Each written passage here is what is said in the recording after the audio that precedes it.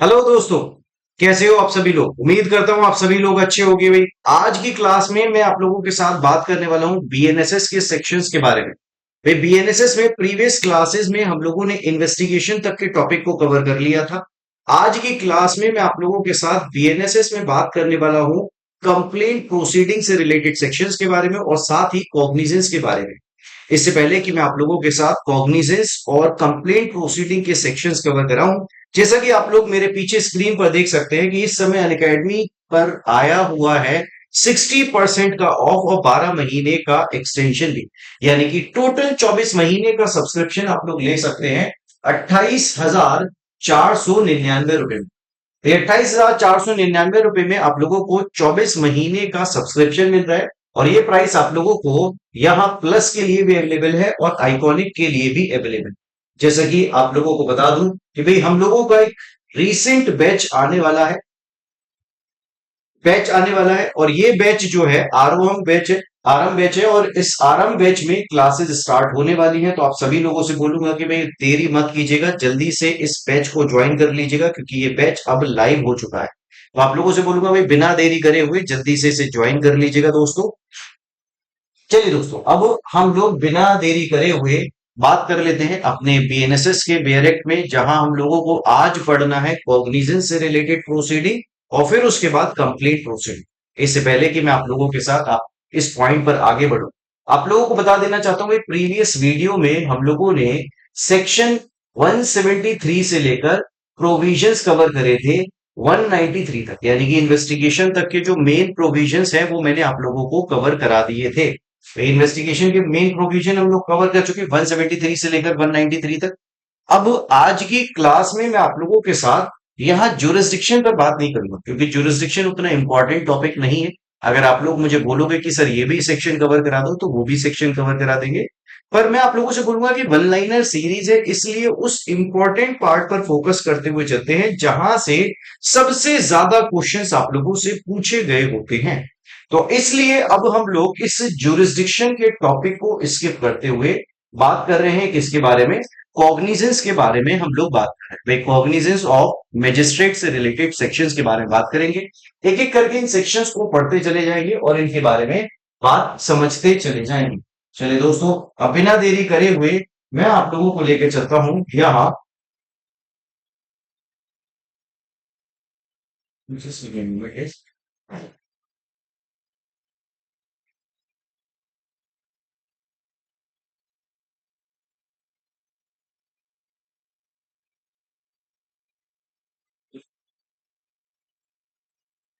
बस एक मिनट देना दोस्तों।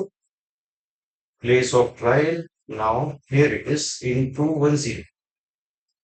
हाँ जी दोस्तों, 210 भाई, उम्मीद करता हूँ दिखाई दे रहा होगा भाई। सबसे पहली बात आप लोगों को बता दूं, ये सेक्शन इंपॉर्टेंट है और इस सेक्शन का चैप्टर नंबर भी इंपॉर्टेंट है। कौन सा चैप्टर नंबर है?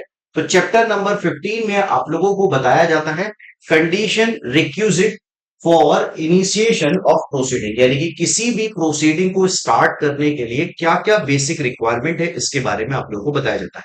भाई जैसा कि यहाँ आप लोगों को एक वर्ड लिखा हुआ दिखाई देता है कॉग्निजेंस। सबसे पहले तो मैं आप लोगों को बता दूं ये जो कॉग्निजेंस वर्ड है इसका मतलब क्या है। तो इस कॉग्निजेंस वर्ड का मतलब होता है कि जिस टाइम पर judicial magistrate first class decide करता है कि उसे प्रोसीडिंग को आगे लेकर जाना है ट्रायल की तरफ, तो उस टाइम पर बोला जाता है कि मजिस्ट्रेट ने कॉग्निजेंस ले ली। ये जो कॉग्निजेंस वर्ड सेक्शन 210 में लिखा है, ये एक लीगल वर्ड है जो कि अंग्रेजी का जो शब्द होता है कॉग्निजेंस उससे अलग है। यानी कि जो अंग्रेजी के मीनिंग में संज्ञान लेना है और जो बीएनएसएस में 210 में कॉग्निजेंस लेना संज्ञान लेना है, दोनों में डिफरेंस है। यहां जो कॉग्निजेंस लिया जाता है उसके पर्पज से डिसाइड किया जाता है कि प्रोसीडिंग को आगे लेकर जाया जाएगा ट्रायल की तरफ, तब बोला जाएगा उस केसेस में मजिस्ट्रेट ने कॉग्निजेंस ले लिया। अब इस पॉइंट पर हमें पढ़ने की क्या क्या जरूरत है? तो इस पॉइंट पर हमें पढ़ने की जरूरत है कि कॉग्निजेंस लेने की पावर किसके पास है। तो जैसा कि सेक्शन 210 कहता है जुडिशियल मजिस्ट्रेट फर्स्ट क्लास इस केस में यहां कॉग्निजेंस लेता है। और ये कॉग्निजेंस किस पर ले सकता है? तो इसके रेफरेंस में आप लोगों को लिखा हुआ दिखाई देगा कि कंप्लेंट ऑफ फैक्ट, यानी कि बीएनएसएस में तीन तरीके से प्रोसीडिंग स्टार्ट हो सकती है किसी जुडिशियल मजिस्ट्रेट के सामने। Complaint case, police report case और इंफॉर्मेशन केस। तो इसीलिए इस पॉइंट पर लिखा हुआ है कंप्लेंट ऑफ फैक्ट। उसके बाद आप लोगों को यहाँ इस पॉइंट पर लिखा हुआ दिखाई देगा रिपोर्ट ऑफ मजिस्ट्रेट। भाई इस पर एक बात याद रखिएगा, आज के टाइम में जो पुलिस ऑफिसर है वो मजिस्ट्रेट को इलेक्ट्रॉनिक फॉर्म में भी पुलिस रिपोर्ट सबमिट कर सकता है। इसके बारे में आज के टाइम में ये चीज मेंशन कर दी गई है सेक्शन 210 में। ये बात आप लोगों को सेक्शन 193 में भी लिखी हुई मिलती है और यहां भी आप लोगों को मिलती है। तो कंप्लेंट प्रोसीडिंग और उसके बाद यहां पुलिस रिपोर्ट केस और लास्टली जैसा कि मैंने आप लोगों से कहा इंफॉर्मेशन केस। तो तीन तरीके से प्रोसीडिंग स्टार्ट हो सकती है, पुलिस रिपोर्ट, कंप्लेंट केस और इंफॉर्मेशन केस के बारे में। उसके बाद आप लोगों से सेक्शन 210 कहता है कि सीजीएम क्या कर सकता है, जुडिशियल मजिस्ट्रेट सेकंड क्लास को भी एम्पावर कर सकता है कि वो भी कॉग्निजेंस ले।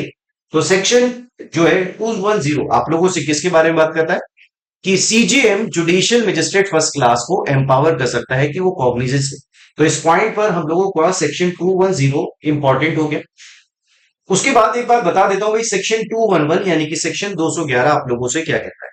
भाई सेक्शन 211 कहता है अगर जुडिशियल मजिस्ट्रेट फर्स्ट क्लास ने इंफॉर्मेशन केस पर प्रोसीडिंग पर कॉग्निजेंस लिया है तो ऐसे केस में कॉग्निजेंस लेने के बाद जो एक्यूज्ड है उसे चॉइस दी जाएगी कि वो प्रोसीडिंग अगर चाहे तो किसी और जज से करवा सकता है, किसी और जुडिशियल मजिस्ट्रेट फर्स्ट क्लास से करवा सकता है, क्योंकि अदरवाइज ये वायलेशन हो जाएगा नेमो जुडेक्स कॉजस हुआ का, यानी कि नो वन कैन बी जज इन इट्स ओन केस।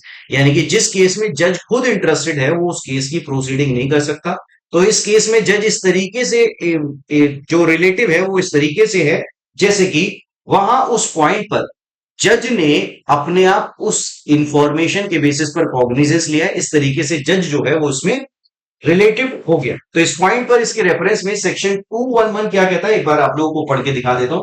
तो ये कहते हैं इस पॉइंट पर सेक्शन 210 क्लॉज 1 क्लॉज सी यानी कि इंफॉर्मेशन केस के बारे में बात कर रहे हैं। अगर इंफॉर्मेशन केस में एक्यूज के अगेंस्ट एविडेंसेस के बेसिस पर कोर्ट केस को स्टार्ट करता है तो यहां उसे चॉइस दी जाएगी कि वो अपना प्रोसीडिंग यानी कि इंक्वायरी और ट्रायल किससे करवा ले, किसी दूसरे मजिस्ट्रेट से करवा ले। इसके बारे में आप लोगों को बताया और उसके बेसिस पर फिर क्या किया जाएगा, उस दूसरे मजिस्ट्रेट को केस को ट्रांसफर कर दिया जाएगा। इसके बारे में आप लोगों से बोला जा रहा है। उसके बाद सेक्शन 212 यानी कि मेकिंग ओवर ऑफ केस के बारे में बात कर लेते हैं। भाई section 212 making over of case आप लोगों से क्या कहता है, भाई judicial magistrate first class, judicial magistrate first class या फिर सीजीएम, क्योंकि सीजीएम जो है वो ही senior post chief judicial magistrate बनता है। तो ऐसे केसेस में अगर केस में कॉग्निजेंस लिया सीजीएम तो सीजीएम जब अपने से नीचे वाले जज को केस भेजता है तो उसे हम क्या कहते हैं, making over of the case. देखो दो वर्ड इस टाइम पर बहुत इंपॉर्टेंट है, यही समझ लो दोनों बहुत काम आने वाले वर्ड है। पहले बता दो दोनों बहुत काम आने वाले वर्ड है। एक वर्ड होता है यहां मेकिंग ओवर, एक वर्ड होता है मेकिंग ओवर और एक वर्ड होता है यहां कमिटर। कमिटर ये जो वर्ड है कमिटर ये हम लोगों को सेक्शन 232 में सीखने के लिए मिलेगा जब अभी आप लोगों को मैं आगे पढ़ाऊंगा। पर अभी इस पॉइंट पर हम लोग इसे भी यहां मेंशन कर लेते हैं। और मेकिंग ओवर हम लोगों को सेक्शन 212 में मिलता है। दोनों में क्या होता है इसके बारे में बात कर लेते हैं। भाई section 212 making over of the case, भाई सीजीएम ने केस में कॉग्निजेंस लिया। सीजीएम जब अपने से नीचे वाले जज को, अपने से नीचे वाले जज को केस भेज रहा है ट्रायल के पर्पस, ट्रायल के पर्पस से और इंक्वायरी के पर्पस से नीचे वाले जज को केस भेज रहा है, यानी कि इससे नीचे वाला जज हो गया जुडिशियल मजिस्ट्रेट फर्स्ट क्लास।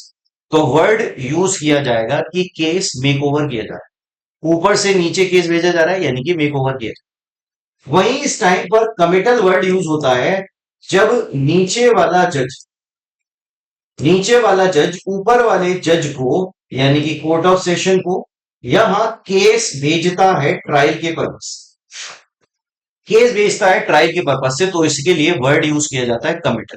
तो ये दो वर्ड हैं, इसे याद रखिएगा। मेकिंग ओवर ऊपर से केस नीचे जाना, मगर किस पर्पस से, ट्रायल के पर्पस से, तो इसे हम कहते हैं मेकिंग ओवर। वहीं केस का नीचे से ऊपर जाना इसे हम क्या कहते हैं, इसे हम कहते हैं कमिट। तो इसके रेफरेंस में यहां दो वर्ड इंपॉर्टेंट है, एक है सीजीएम से केस नीचे आ रहा है तो इसे हम मेकिंग ओवर का प्रोसेस बोल रहे हैं, वहीं जेएमएफसी से केस ऊपर जा रहा है यानी कि कोर्ट ऑफ सेशन के पास जा रहा है, इसे हम कमिटल बोलते हैं। तो इस पॉइंट पर हम लोग बात कर रहे हैं किसके बारे में, मेकिंग ओवर ऑफ केस के बारे में। मेकिंग ओवर क्या होता है मैंने आप लोगों को समझा दिया। अब क्या लिखा हुआ है सेक्शन में ये पढ़कर देख ले।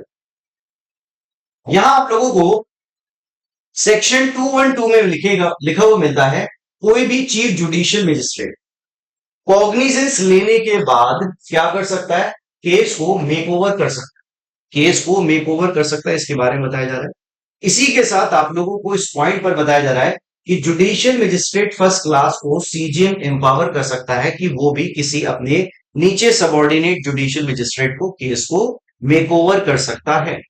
उसके बाद आइए बात कर लेते हैं। यहां आप लोगों से कहते हैं section 213 cognizance of offence by court of session, यानी कि जो कोर्ट ऑफ सेशन है, जो कोर्ट ऑफ सेशन है यानी कि जिसमें सेशन जज बैठते हैं, उस कोर्ट के पास कॉग्निजेंस लेने की पावर नहीं होती। सिर्फ दो सिचुएशन को छोड़, कौन कौन सी सिचुएशन है अभी बात करेंगे, मगर कोर्ट ऑफ सेशन के पास कॉग्निजेंस लेने की पावर नहीं होती है। डायरेक्ट कॉग्निजेंस नहीं ले सकता कोर्ट ऑफ सेशन। तो इसी के बारे में लिखा हुआ मिलता है कि यहां जो कोर्ट ऑफ सेशन है वो डायरेक्ट कॉग्निजेंस नहीं ले सकता। केस हमेशा आप बीइंग अ जुडिशियल मजिस्ट्रेट जब कोर्ट में बैठते हो तो आपके पास फाइल आती है, पुलिस ऑफिसर आपके पास फाइल लेकर आता है और आप उस केस को ऊपर भेजते हो, जिसका मतलब था हम लोगों ने कमिटल, जो वर्ड पढ़ा था ना, नीचे से केस ऊपर भेजना ट्रायल के पर्पज से। क्यों भेज रहे हैं, क्योंकि judicial magistrate first class he court of session के पास केस को भेजता है। तो यहां आप लोगों से कहा जा रहा है कि कोर्ट ऑफ सेशन अपने आप केस नहीं लेता, इसलिए जुडिशियल मजिस्ट्रेट फर्स्ट क्लास को केस ऊपर भेजना पड़ता है। तो इसके रेफरेंस में सेक्शन 213 आप लोगों से इसके बारे में कहता है। भाई 213 में आप लोगों को क्या लिखा हुआ मिलता है, 213 में लिखा हुआ मिलता है except as otherwise expressly provide, यानी कि बीएनएस में कुछ जगह बताया गया है कि कोर्ट ऑफ सेशन जहां डायरेक्ट कॉग्निजेंस ले सकता है, अदरवाइज यहां court of session direct cognizance नहीं ले सकता। सर कोई एक सिचुएशन बता सकते हैं जहां court of session direct cognizance ले सकता है? मैं बोलूंगा बिल्कुल, जैसे कि अगर डिफेमेशन हुआ है, डिफेमेशन हुआ है किसी हायर डिग्नेटरीज का, जैसे कि प्रेसिडेंट, वाइस प्रेसिडेंट, इनका किसी पर्सन ने डिफेमेशन किया है, तो ऐसे केसेस में जो पब्लिक प्रोसिक्यूटर होता है वो कोर्ट में 6 महीने के अंदर अंदर कंप्लेंट फाइल करके प्रोसीडिंग को इनिशिएट कर सकता है, कंप्लेंट फाइल करके प्रोसीडिंग को इनिशिएट कर सकता है। इस पॉइंट पर यहां ये जो काम किया जाएगा, ये पब्लिक प्रोसिक्यूटर, ये जो एप्लीकेशन लगाई जाएगी वो कोर्ट ऑफ सेशन में लगाई जाएगी। इस टाइम पर court of session direct cognizance ले सकता है, otherwise court of session direct cognizance नहीं ले सकता, ये लॉ है। तो एक बार देख भी लीजिएगा, लिखा हुआ है except as otherwise expressly provided, यहां कोर्ट ऑफ सेशन जो है वो डायरेक्ट कॉग्निजेंस नहीं ले सकता।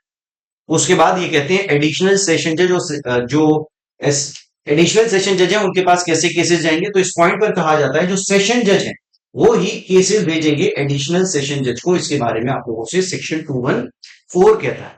तो सेक्शन 214 तक हम लोगों ने प्रोसीडिंग पढ़ ली, ये इंपॉर्टेंट प्रोविजन है, इसके बारे में मैंने आप लोगों को बता दिया। अब उसके बाद इसके रेफरेंस में वापस से आगे की प्रोसीडिंग के बारे में बात कर रहे थे। तो ये जो पॉइंट है सेक्शन 215, ये आप लोगों से बात करता है कंटेम्प्ट ऑफ लॉफुल प्रोसीडिंग, यानी कि इस पॉइंट पर पब्लिक सर्वेंट ने किसी पर्सन को कोई कमांड दी और पब्लिक सर्वेंट ने बात नहीं मानी, तो उस केस में क्या होगा। तो ये उन सिचुएशंस के बारे में बात करता है, पर मैं बोलूंगा अभी इस पर हम ध्यान नहीं देते, अभी हम मेन मेन प्रोविजंस की तरफ आगे बढ़ते हुए चलते हैं। तो इस पॉइंट पर इसके रेफरेंस में जो अगला इंपॉर्टेंट सेक्शन हो सकता है, एक बार यहां दिखा देता हूं मैं आप लोगों को, कॉग्निजेंस। हाँ जी देखो भाई, जो मैंने आप लोगों को बताया था ना कि court of session direct cognizance ले सकता है, ये सेक्शन आप लोगों से पूछ लेते हैं। सेक्शन 222, सेक्शन 222 भाई court of session direct cognizance ले सकता है। तो इस पॉइंट पर सेक्शन 222 के यहां इस पॉइंट पर लिखा है सेकेंड क्लॉज। देखो डिफेमेशन दो तरीके से हो सकता है, एक आम आदमी का तो कोर्ट ऑफ सेशन कॉग्निजेंस नहीं लेगा, अगर हायर डिग्नेटरीज का हुआ है तो उस केस में court of session direct cognizance ले सकता है। तो ये बात आप लोगों से सेक्शन 222 में लिखी, और इसका जो टाइम पीरियड है ना वो बहुत इंपॉर्टेंट है। टाइम पीरियड बहुत इंपॉर्टेंट है, 6 मंथ। सर क्यों इंपॉर्टेंट है, क्योंकि इस पॉइंट पर 6 मंथ के रेफरेंस में पीरियड ऑफ लिमिटेशन दे रखा है। जब हम पीछे जाएंगे और पीरियड ऑफ लिमिटेशंस के बारे में बात करेंगे तब हमें पता चलेगा। वैसे 2 साल के केस में पीरियड ऑफ लिमिटेशन जो है वो 3 साल का होता है कॉग्निजेंस लेने, मगर इस टाइम पर 6 महीने का है।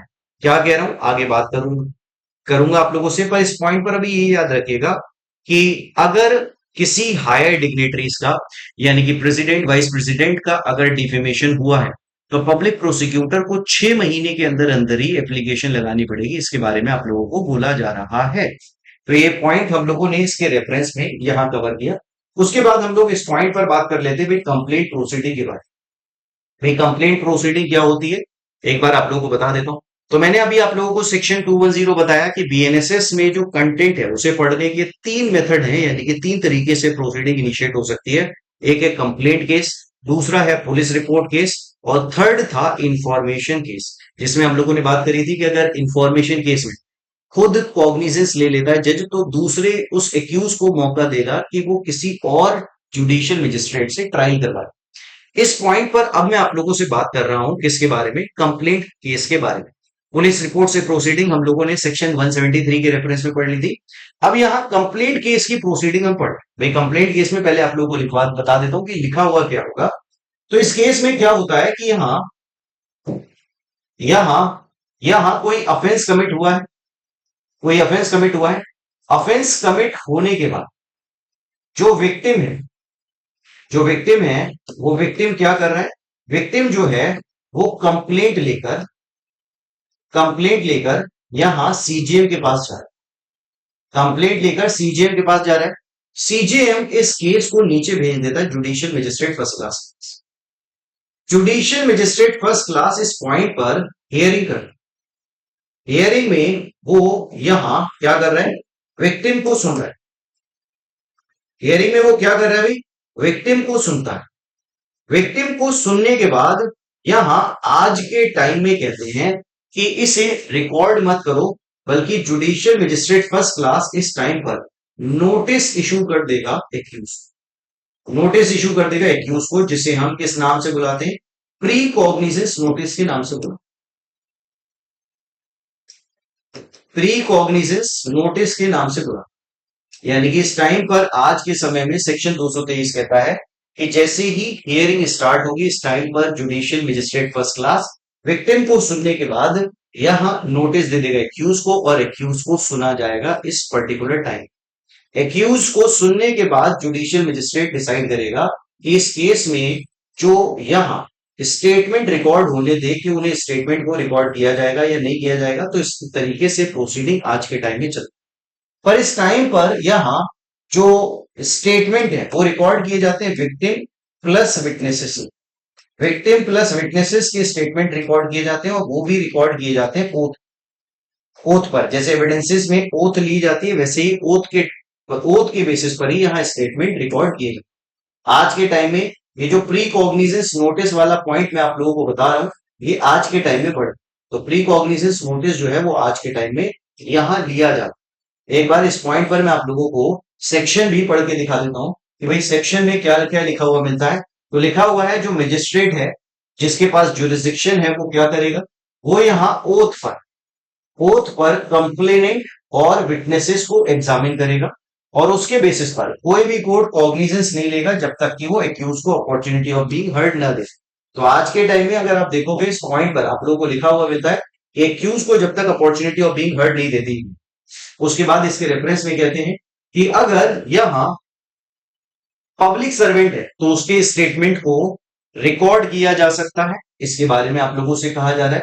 अगर वो ऑफिशियल कैपेसिटी में उस केस में आकर कंप्लेंट कर रहा है, भाई जैसे कि कोई पब्लिक सर्वेंट है, कोई काम कर रहा था और किसी पर्सन ने ऑब्स्ट्रक्शन क्रिएट किया, और पब्लिक सर्वेंट जो है वो उस पॉइंट पर क्या करना चाहता है, पब्लिक सर्वेंट कंप्लेंट करना चाहता है, तो कर सकता है। कहते हैं पब्लिक सर्वेंट अगर डिस्चार्ज ऑफ ऑफिशियल ड्यूटी में कंप्लेंट फाइल कर रहा है तो उसे एग्जामिनेशन करने की जरूरत नहीं है। इसके बारे में आप लोगों से सेक्शन 223 कहते हैं। तो सेक्शन 223 इस पॉइंट पर इंपॉर्टेंट है।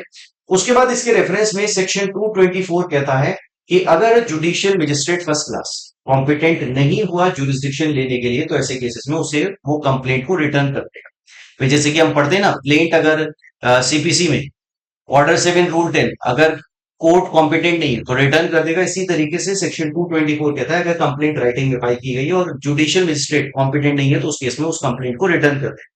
उसके बाद postponement of issue of process के बारे में बताया जा रहा है, यानी कि जुडिशियल मजिस्ट्रेट फर्स्ट क्लास को लगता है कि एक्यूज जो है वो बियॉन्ड द एरिया रहता है, यानी कि एक्यूज जो है वो उसके एरिया में नहीं रहता, तो ऐसे केसेस में वो क्या करेगा, वो उस केस में इशू ऑफ प्रोसेस को पोस्टपोन कर देगा।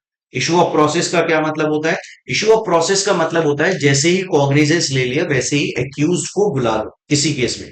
पर इस टाइम पर कहते हैं इशू ऑफ प्रोसेस को पोस्टपोन कर दो अगर एक्यूज किसी और जगह रहता है। तो सर उसकी जगह क्या करो? उसकी जगह थोड़ा सा और अपने आप को एश्योर करो कि क्या एक्यूज को बुलाना चाहिए या नहीं बुलाना चाहिए। तो इसके रेफरेंस में मजिस्ट्रेट के पास पावर है कि वो इन्वेस्टिगेशन का ऑर्डर दे सकता है या फिर इंक्वायरी का ऑर्डर भी दे सकता है, इसके बारे में बताया। यानी कि postponement of issue of process करके क्या करा जाएगा? इन्वेस्टिगेशन या फिर इंक्वायरी का ऑर्डर, या हाँ जुडिशियल मजिस्ट्रेट दे सकता है। तो ये सेक्शन 225 आप लोगों को इसके बारे में बताता है, और सेक्शन 226 आप लोगों से कहता है यहाँ डिसमिसल ऑफ कंप्लेंट, यानी कि कंप्लेंट को डिसमिस कर दिया जाएगा। अगर कोई भी सफिशिएंट ग्राउंड नहीं मिलता तो उस केस में कंप्लेंट को डिसमिस कर दिया जाएगा। भाई जैसे कि आज के समय में प्री कॉग्निजेंस नोटिस देने के बाद एक्यूज आता है और अपना सबमिशन देता है। सबमिशन देने के बाद जज को लगता है कि इस केस में कुछ नहीं बनता तो उस केस को डिसमिस करते हैं। तो एक तरीके से आज के समय में क्या हो रहा है, आज के समय में यहां जैसे ही विक्टिम के साथ ऑफेंस हुआ, विक्टिम कंप्लेंट लेकर सीजीएम के पास गया, सीजीएम ने उस कंप्लेंट को नीचे जुडिशियल मजिस्ट्रेट फर्स्ट क्लास के पास भेज दिया। Judicial magistrate first class complainant और विटनेसेस को ओथ पर एग्जामिन करेगा और इसी के रेफरेंस में कॉग्निजेंस लिए बिना एक्यूज को प्री कॉग्निजेंस नोटिस भेजेगा। एक्यूज का सबमिशन आएगा और उसके बेसिस पर जज डिसाइड करेगा क्या इशू ऑफ प्रोसेस करना है या फिर इशू ऑफ प्रोसेस को पोस्टपोन करना है, यानी कि सेक्शन 227 की तरफ मूव करना है, या फिर सेक्शन 226 की तरफ या 225 की तरफ मूव करना है। इसके बारे में डिसाइड करेगा, यानी कि केस को डिसमिस करना है, इशू ऑफ प्रोसेस को पोस्टपोन करना है, या फिर इशू ऑफ प्रोसेस कर देना है। इसी के बारे में आप लोगों को बताया। तो इशू ऑफ प्रोसेस का क्या मतलब होता है? भाई इशू ऑफ प्रोसेस का मतलब होता है किसी केस में एक्यूज को बुलाना। एक्यूज को बुलाना, तो एक्यूज को बुलाने का तरीका क्या है भाई? अगर समन केस है तो समन तरीके से बुलाया जाएगा, अगर वारंट केस है तो समन या वारंट दोनों तरीके से बुलाया जा सकता है। मगर ये कब तक नहीं बुलाया जाएगा? तो इस पॉइंट पर बहुत इंपॉर्टेंट है भाई, जब तक कि लिस्ट ऑफ विटनेसेस सबमिट ना कर दी जाए, जब तक कि लिस्ट ऑफ विटनेसेस सबमिट नहीं कर दी जाती, जब तक कि इसे नहीं बुलाया जाए। भाई जैसे कि ऑर्डर 16 में हम पढ़ते हैं ना, विटनेसेस की लिस्ट सबमिट करनी होती है किसी सिविल केस में, ऐसे ही यहां पूछ लिया जाता है कि भाई यहाँ 227 में लिखा हुआ मिलता है कि क्रिमिनल केस में भी विटनेसेस की लिस्ट सबमिट करनी पड़ती है। क्या सर एक्चुअल में सबमिट होती है? मैं बोलूंगा पुलिस रिपोर्ट प्रोसीडिंग में ना, जो चार्जशीट होती है यानी कि पुलिस रिपोर्ट होती है, उसी में ये चीज मेंशन होती है। कंप्लेंट केस में ये चीज कब मेंशन होती है? कंप्लेंट केस में ये चीज मेंशन होती है जब कंप्लेंट केस फाइल किया जाता है, तभी तो विटनेस और विक्टिम को ओथ पर एग्जामिन किया जाता है। तो इसके रेफरेंस में हम लोगों ने बात करी कि सेक्शन 227 आप लोगों से इस पॉइंट पर क्या है। ठीक है दोस्तों, समन केसेस में समन इशू किया जाएगा, वारंट केसेस में वारंट इशू किया जाएगा। इसके अलावा सेक्शन 229 वे जो पेटी केसेस हैं जिसमें 3 महीने तक की सजा हो सकती है, 1,000 रुपए तक का फाइन हो सकता है। आज के टाइम में इन लोगों ने ना फाइन का क्राइटेरिया चेंज किया था। ये देखो मैं आप लोगों को इस पॉइंट पर दिखा देता हूँ। यहाँ आज के टाइम में यहाँ फाइन का क्राइटेरिया चेंज हो चुका है। 5,000 रुपए तक का फाइन है, ठीक है। तो 5,000 रुपए तक के फाइन और 3 महीने तक की सजा के केसेस, यहाँ पेटी समन इशू किया जाता है किसी पर्सन को कि भाई डायरेक्टली गिल्ट एक्सेप्ट कर लो, बेकार में आकर केस को कंटेस्ट करोगे। इसके बारे में आप लोगों को सेक्शन 229 बताता है। उसके बाद इसके रेफरेंस में सेक्शन 230, भाई पुलिस रिपोर्ट केस में जो एक्यूज को डॉक्यूमेंट दिए जाते हैं ना, वो सेक्शन 230 के अंदर दिए जाते हैं। और वहीं कंप्लेंट केस में जो डॉक्यूमेंट दिए जाते हैं वो सेक्शन 231 में दिए जाते हैं। अभी इसके रेफरेंस में फिर हम लोगों ने बात करी भाई कमिटल के बारे में। मैंने आप लोगों को बताया कि कमिटल क्या होता है। तो कमिटल के रेफरेंस में मैंने आप लोगों को बताया कि कमिटल होता है जब नीचे वाला जज ऊपर वाले केस को, ऊपर वाले कोर्ट को अपना केस भेजता है ट्रायल के पर्पज से। तो यहाँ कोर्ट ऑफ सेशन को केस भेजा जा रहा है जो कि exclusively tribal by court of session है। तो कैसे पता चलता है case exclusively tribal by court of session है या नहीं? तो ऐसे केसेस में यहां क्या किया जाता है, जो जज होता है वो शेड्यूल 1 का कॉलम 6 देखता है। Judicial magistrate first class schedule 1 का कॉलम 6 देखता है। अगर उसे ऐसा लगता है कि इस केस में ये तो केस कोर्ट ऑफ सेशन के द्वारा ट्राइबल है, कैसे लगेगा? शेड्यूल 1 के कॉलम 6 को देखकर। तो उस केस में उस केस को वो ऊपर वाले जज के पास भेज देगा, कोर्ट ऑफ सेशन के पास भेज देगा। इस प्रोसेस को हम बोलेंगे कमिटल। तो सेक्शन 232 में आप लोगों को यहाँ कमिटल से रिलेटेड पढ़ाया जाता है। बोलिए दोस्तों, उम्मीद करता हूं ये पॉइंट भी आप लोगों को समझ आ गया हो। अब उसके बाद इसके रेफरेंस में आप लोगों को बताया जा रहा है कि भाई चार्ज क्या होता है। तो इसके बारे में मैं आप लोगों से बात करूंगा मगर नेक्स्ट क्लास में। फिलहाल मैं आप लोगों के साथ इस क्लास में यही वाइंड अप करता हूं।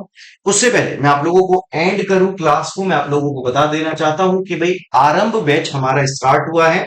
तो 60% का ऑफ है और 12 महीने का एक्सटेंशन है। 28,499 में आप लोगों को ये सब्सक्रिप्शन मिल जाएगा।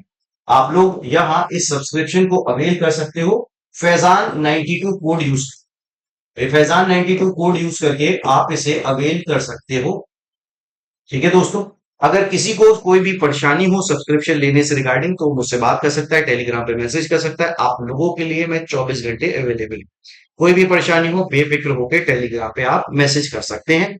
साथ ही फिर से बता देना चाहूंगा भाई, आरंभ बैच हमारा स्टार्ट हो रहा है और यहाँ 28,499 में आप लोगों को 24 महीने का सब्सक्रिप्शन मिल रहा है प्लस। तो भाई याद रखिएगा, जो लोग सब्सक्रिप्शन लेकर तैयारी करना चाहते हैं बिल्कुल बेफिक्र होकर आ जाइए। हम लोग डिटेल में बात करेंगे। मैं फिर से आप लोगों को कह दूं, जो मैं आप लोगों को प्लस क्लासेस में यानी कि पेड क्लासेस में कंटेंट पढ़ाता हूं और यहाँ जो कंटेंट पढ़ाता हूं उसमें क्या डिफरेंस है मैं बोलूंगा। यहाँ 4 या 5% ही डिलीवर कर पाता हूं जो कि वहां लिखा हुआ या मैं आप लोगों को वहां पढ़। तो इस तरीके से अगर आप डिटेल क्लासेस ज्वाइन करना चाहते हैं तो ज्वाइन कर सकते हैं मेरे साथ। तो ये फिलहाल आज के लिए मैं आप लोगों के साथ यही विदा। Thank you guys, thank you.